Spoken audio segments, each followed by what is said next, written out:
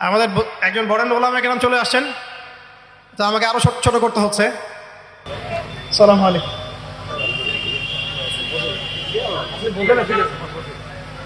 আপনার জিম্মাদারি পালন করতেছে আল্লাহ।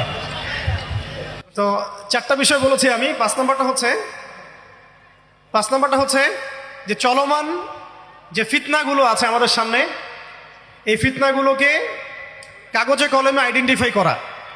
আমি সহজ করে দিই আপনাদের জন্য। আমাদের সামনে ফিতনাগুলো কয়েকটা ক্ষেত্রে বিভক্ত। একটা হচ্ছে ব্যক্তিগত ক্ষেত্রে ফিতনা, একটা হলো আমাদের শিক্ষা ক্ষেত্রের ফিতনা, একটা হলো আমাদের অর্থনৈতিক ক্ষেত্রের ফিতনা, একটা হলো সাংস্কৃতিক ক্ষেত্রের ফিতনা, একটা পারিবারিক ক্ষেত্রে এবং একটা রাষ্ট্রীয় ক্ষেত্রে, এবং এর চেয়ে বড় পরিসরে আছে বৈশ্বিক ক্ষেত্রে কিছু ফিতনা।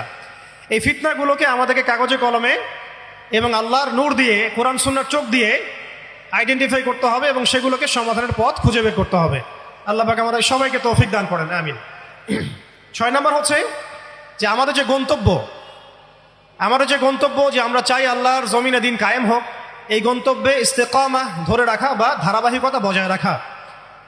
এমন যেন না হয় যে আমাদের কিছু দিনের কাজ খুব গতিসম্পন্ন হচ্ছে এবং বাকি কাজ মন্থর হচ্ছে, এমনটা যেন না হয়।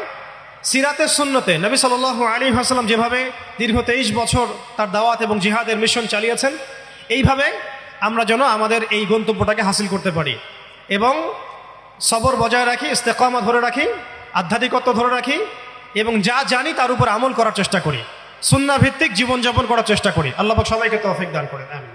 7 নম্বর দরকার হচ্ছে আমাদের হালাল রিজিক। যদি রিজিকটা আমাদের হালাল না হয়, তাহলে এই যে এত বড় বড় কথা বলছি বা এত বড় স্বপ্ন দেখছি, এগুলো কিন্তু ভাই আসলে বাস্তবায়ন করা খুব কঠিন হবে। কোনো কোনো ক্ষেত্রে হয়তো সম্ভবও হবে না। ইন্নাল্লাহা তাইয়্যিব লা ইয়াকবালু ইল্লা তাইয়্যিব। আল্লাহ পাক পবিত্র, তিনি পবিত্র ছাড়া কিছু কবুল করেন না। আর এখন রিজিকের মধ্যে যত ফিতনা, সুদের ফিতনা আছে, ঘুষের ফিতনা, দুর্নীতির ফিতনা, কাগজের টাকার হারামের কিছু ফিতনা চলে আসছে এর ভিতরেও, ক্রিপ্টোকারেন্সির ফিতনা আসতেছে সামনে। এছাড়া আছে আমাদের মার্কেটের সিন্ডিকেট, পণ্য মজুত করা, বাপে কম দেয়া, মানে হারাম খাওয়ার যতগুলো অপশন আছে, আমার মনে হয় এই জামানায়, এই যুগে এটা সবচেয়ে বেশি উন্মুক্ত আমাদের সামনে। তো হারাম খাওয়া সহজ, হালালে চলা একটু কঠিন, তবে হালাল খাওয়াটা অসম্ভব নয়। আল্লাহ পাক সূরা তালাকের মধ্যে বলেছেন, ওয়া মান ইয়াত্তাকিল্লাহ ইয়াজআল লাহু মাখরাজা। যে ব্যক্তি আল্লাহকে ভয় করে, আল্লাহ পাক তার জন্য রাস্তা বের করে দেন। ওয়া ইয়ারযুকহু মিন হাইথু লা ইয়াহতাসিব। এবং এমন উৎস থেকে আল্লাহ পাক তাকে রিজিক দেন যা সে কখনো কল্পনাও করে নাই। আল্লাহ পাক আমাদের সবাইকে হালাল খাবার তৌফিক দান করেন, আমিন। 8 নম্বর এবং 9 নম্বর একসাথে বলে শেষ করছি। সেটা হলো আমাদের প্রত্যেককে কমপক্ষে পার্ট টাইম দাওয়াতের কাজ করতে হবে। দাওয়াত এবং তাবলীগের কাজটা এটা এখন আমভাবে সকলের উপর বর্তিয়ে গিয়েছে।